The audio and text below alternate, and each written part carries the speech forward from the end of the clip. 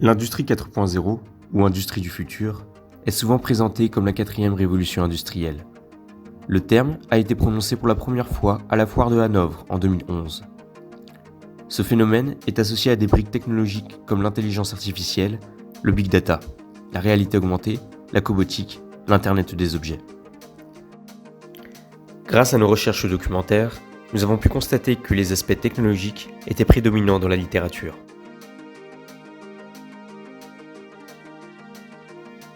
Ils éclipsent partiellement l'aspect humain et organisationnel de la transformation.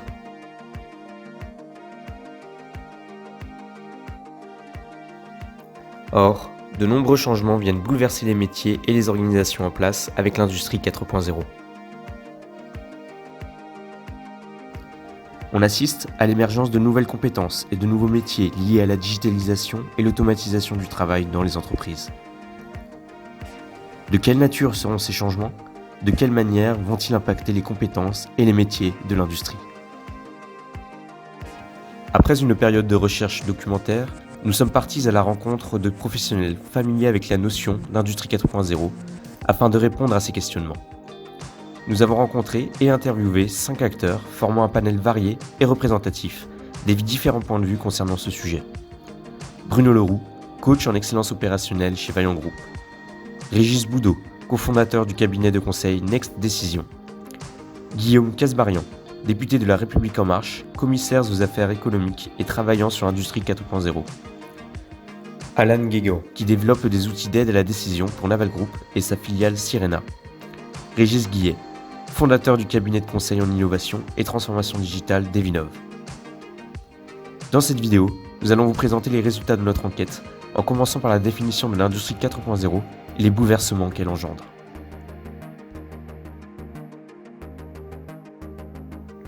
Avec l'émergence des nouvelles technologies, l'industrie 4.0 bouleverse les codes dans les usines et rend nécessaire un changement culturel au sein de celles-ci.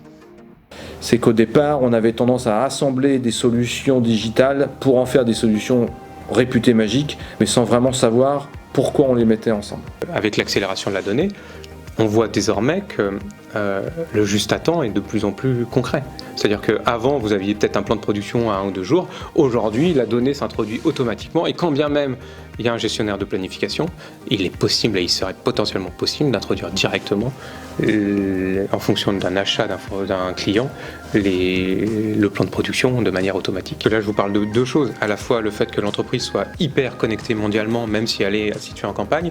Et puis la deuxième chose, c'est qu'on a une capacité d'analyse de données, particulièrement sur les populations consommateurs, qu'on n'a jamais eu jusqu'alors. On pose des problèmes un peu ardus juridiques, qui sont un sujet qui n'est absolument pas tranché. C'est bien au-delà des RGPD, c'est la propriété des données industrielles. Et l'industrie 4.0, pour en venir à l'innovation, c'est un champ d'innovation phénoménal dont l'objectif est de servir le capitalisme, sous-entendu, de développer les performances des entreprises. La société entière évolue et le secteur de l'industrie avec elle. Qu'il y a une sorte d'incompréhension aujourd'hui entre ce qu'on entend par transformation digitale.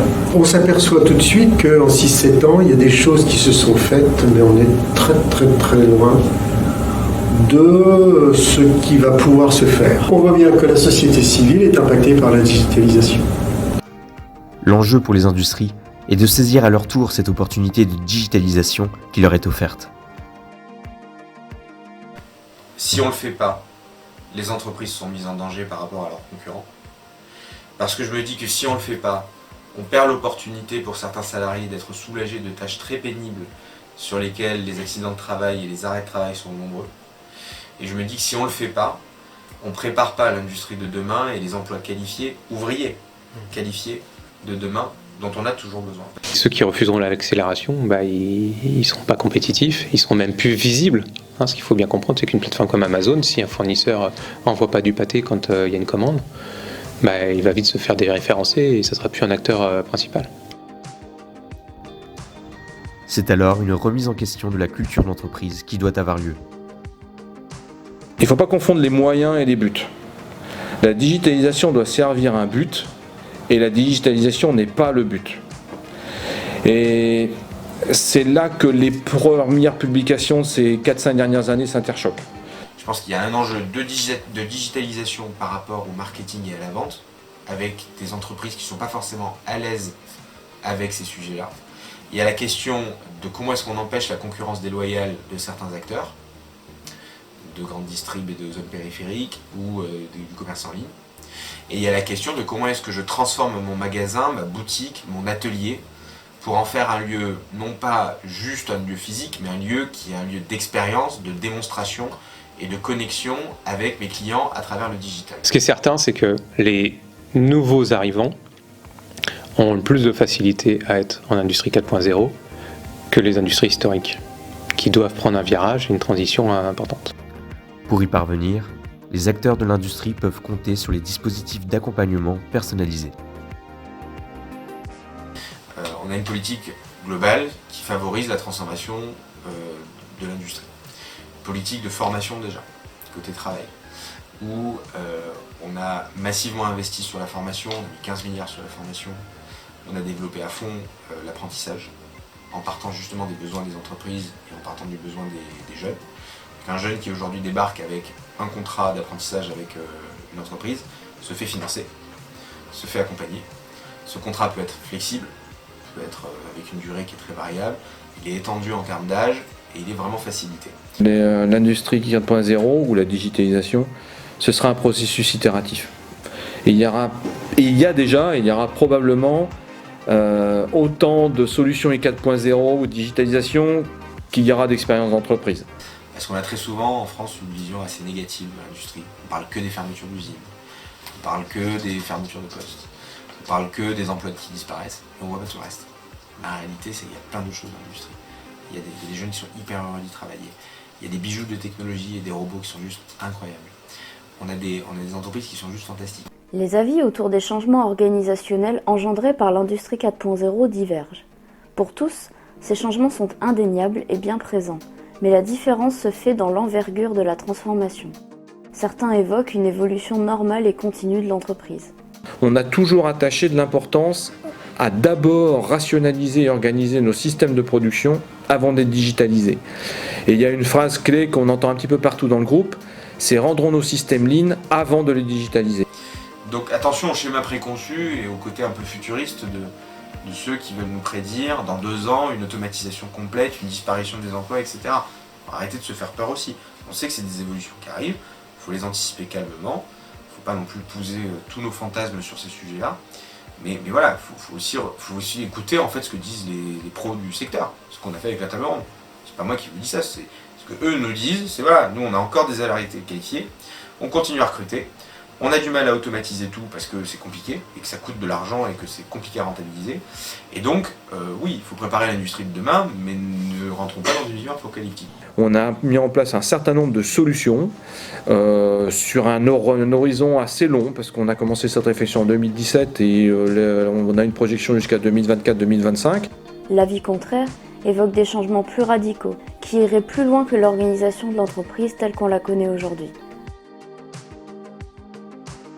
Alors je pense que tout d'abord, on a sous-estimé les changements organisationnels. Pour moi, le lean management n'est qu'une mode.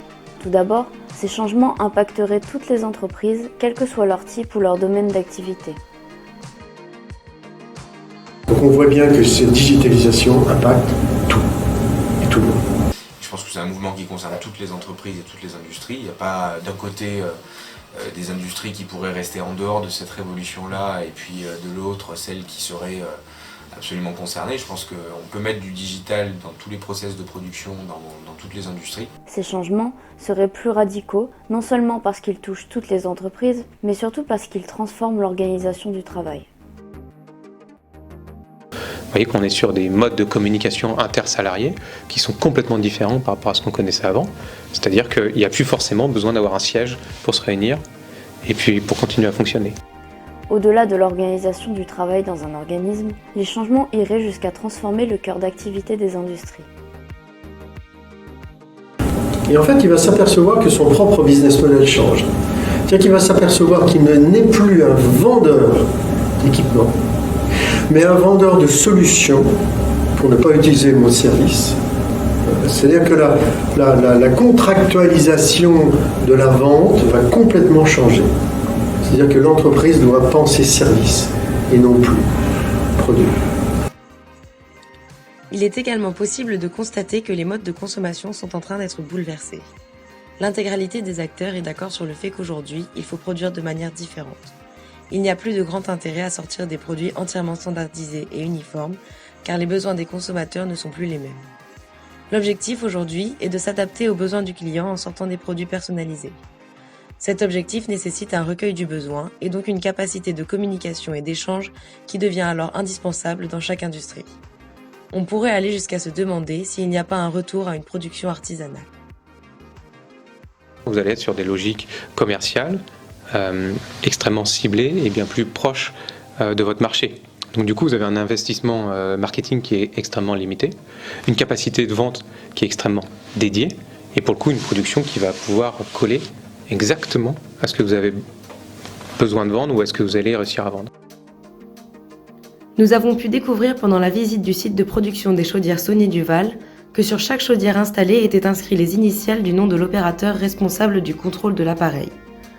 Ce type de pratique montre une première tentative de rapprochement entre l'opérateur et le client. En plus de permettre à l'industrie de montrer au client qu'il y a de l'attention dans le produit et le service qu'il reçoit, cela permet aussi à l'opérateur en charge de la validation du produit de se sentir plus impliqué dans sa tâche. Cependant, la capacité d'attente des consommateurs, elle, n'a pas été modifiée.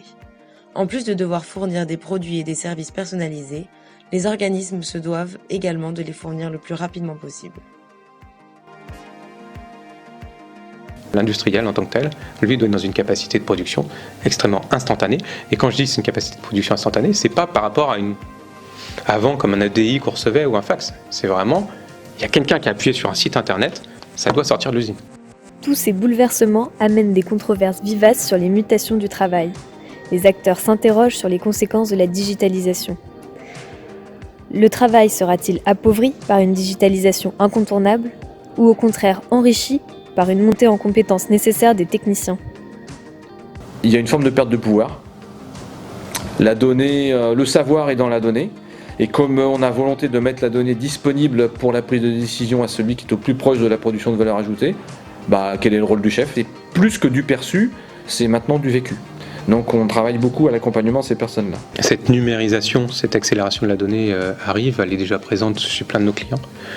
Elle impacte mécaniquement de la peur, puisque les gens se disent moi ce que je faisais avant, l'analyse de la donnée, tout ça, y a un automate qui va le faire à ma place. Donc est-ce que je risque de perdre ma valeur ajoutée entre guillemets ou mon poste? L'enjeu pour les humains, c'est pas de créer des tableaux de bord ou de créer des plans de charge de production, ce genre de choses. Mais c'est plutôt de les analyser, de les optimiser, de les améliorer et créer la vraie valeur ajoutée pour l'entreprise. Oui, effectivement, il y aura des leviers d'industrialisation dont on mesure difficilement les impacts. Et puis, on sait bien ce qu'est la résistance au changement.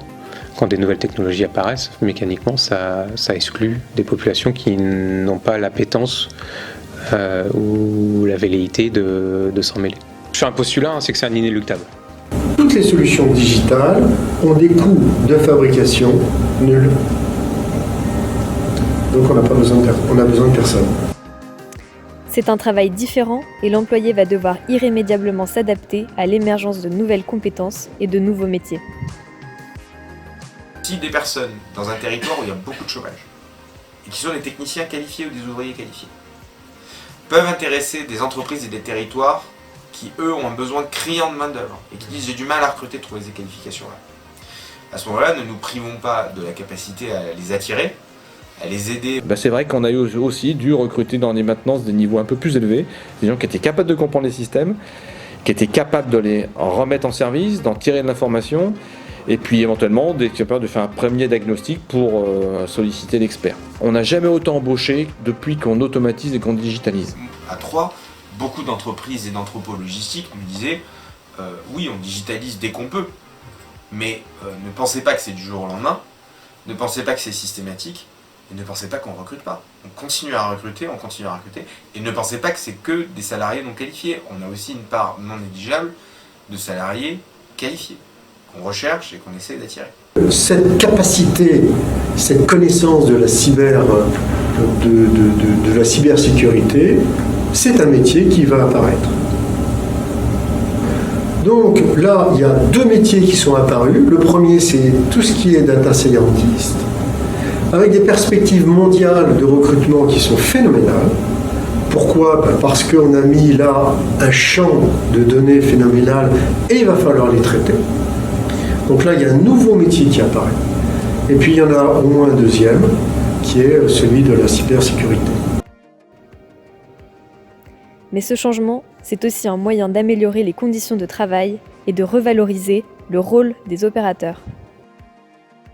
La principale évolution, c'est la place de l'homme dans l'entité. On voit qu'il y a une volonté de la part d'un certain nombre d'acteurs de remettre l'homme au milieu de l'usine. C'est qu'un homme pourra être capable de gérer plusieurs postes. Quand vous allez visiter la bière La Goudale dans le Nord, qui est une usine de bière hyper automatisée, hyper futuriste, qui a des rendements incroyables. Alors certains vont vous dire politiquement, quel dommage, cette industrie qui est très robotisée, très automatisée, qui utilise des technologies de pointe, etc. Elle pourrait employer beaucoup plus de monde si elle n'utilisait pas des robots. Certains vont vous dire qu'il faudrait du coup taxer cette entreprise parce qu'elle utilise des robots. D'autres vont vous dire qu'il faudrait interdire les robots ou l'utilisation de technologies. La réalité, c'est que le patron de La Goudale et ses salariés sont hyper fiers de leur outil de production. Ça va permettre de sortir des produits de qualité à un prix compétitif, avec un vrai travail marketing et de vraies marques, et avec une usine qui est du dernier cri. Et ça a permis aussi, cette automatisation, d'éviter certains métiers hyper pénibles, à faible valeur ajoutée, sur lesquels le robot et l'intelligence artificielle ont pris le relais. Et à l'inverse, raisonnons différemment. Si cette révolution-là n'était pas arrivée, est-ce que l'entreprise serait toujours là aujourd'hui ? Plutôt que d'avoir quelqu'un qui porte lui-même les produits, vous avez des chariots qui les suivent et qui permettent de suivre le parcours de l'employé. C'est des technologies qui, là, en plus, très honnêtement, soulagent les salariés parce qu'ils n'ont plus à porter eux-mêmes le poids. Vous aviez l'exposition du fabriqué en France à l'Elysée vendredi dernier. Et dans cette exposition, vous avez une entreprise française qui produit un exosquelette qui permet de soulager les manutentionnaires dans des industries, des entrepôts logistiques. Typiquement, c'est une technologie qui rentre dans le cadre de la digitalisation de l'industrie du futur, qui soulage les salariés, donc qui va dans le sens du bien-être, et qui permet de mieux vivre son travail et de préserver des accidents du travail, des contraintes, etc. L'avenir, c'est mettre le digital au service de l'individu et pas mettre l'individu au service de la machine. L'industrie 4.0 est souvent présentée comme la 4e révolution industrielle. Rappelons que cela désigne un processus de changement rapide de l'industrie qui modifie profondément les différentes facettes de la société. Mais mérite-t-elle vraiment ce terme ? Les avis divergent à ce propos. Les industriels et les cabinets de conseil ont une représentation différente de cette transformation. En effet, avec leur vision plus factuelle, les industriels voient en l'industrie 4.0 une évolution, quand les consultants annoncent, eux, une véritable révolution. Je ne pense pas que l'industrie 4.0 soit une révolution. Et on est plusieurs à partager l'idée que c'est d'abord et avant tout une évolution.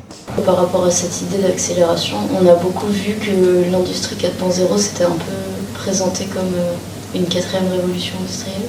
Et vous en pensez quoi ? Ah bah ouais, ça l'est. Ça l'est. Et quand je dis... en fait, j'essaye de vous choquer en vous disant demain les grands centres industriels n'existeront plus. Ben ouais, parce qu'il va y avoir une vraie transformation et le numérique va permettre ça. Cette accélération de la donnée va vraiment permettre ça. Alors en fait, ça correspond à quelque chose qui est phénoménal, qui est un raz-de-marée considérable. Je vois dans la digitalisation une lame de fond, quelque chose de monstrueux. Les entreprises sont en retard par rapport à la technicité qu'on peut avoir à la maison et que ce retard va se combler et probablement sous un effet élastique très violemment. C'est quelque chose qui est déjà là, c'est quelque chose qui est en mouvement, et c'est quelque chose qu'on ne peut pas arrêter. Que le politique le veuille ou non, ce sont des révolutions qui sont inéluctables. Nous pensons que l'arrivée de l'industrie 4.0 n'est pas seulement une transformation technologique, mais aussi une révolution socioculturelle. Cependant, nous ne sommes qu'aux prémices du processus, et à ce jour, il est difficile d'appréhender les différentes formes que va prendre cette révolution. Se dirige-t-on vers un nouvel âge d'or des grands centres industriels ou vers l'éclosion d'une industrie locale à taille humaine ? Dans tous les cas, quelles pourraient être les limites à ce développement inéluctable? Il faudrait tracer une courbe qui est de la progression de l'industrie 4.0 versus la dépense d'énergie. Et le frein pourrait être là. C'est-à-dire qu'on n'a pas les moyens de se payer l'industrie 4.0 pour des questions énergétiques. L'écologie semble s'imposer comme une limite sérieuse au développement continu de l'industrie 4.0 et avec elle la question du stockage des données. En 2016, 80% des données qui étaient stockées sur Terre ont été créées dans les 5 dernières années. On est en 2019, 80% des données stockées sur Terre ont été créées dans les 2 dernières années. La logique des entreprises qui est de dire je stocke pour stocker, on verra bien plus tard. Ça, demain, je pense qu'à l'échelle écologique, ce sera plus possible. Moi, je reste persuadé qu'on est capable de construire des entrepôts et de faire de la logistique avec une visée environnementale, sans défricher des forêts, sans supprimer les terres agricoles, mais juste en dépolluant des sols déjà industrialisés, en revoyant l'agencement urbain et en utilisant les terrains qui sont dédiés à l'industrie et aux entrepôts. Donc on sait faire. Un des enjeux majeurs pour les entreprises sera d'intégrer l'écologie dans leur transformation pour s'inscrire dans une démarche plus durable.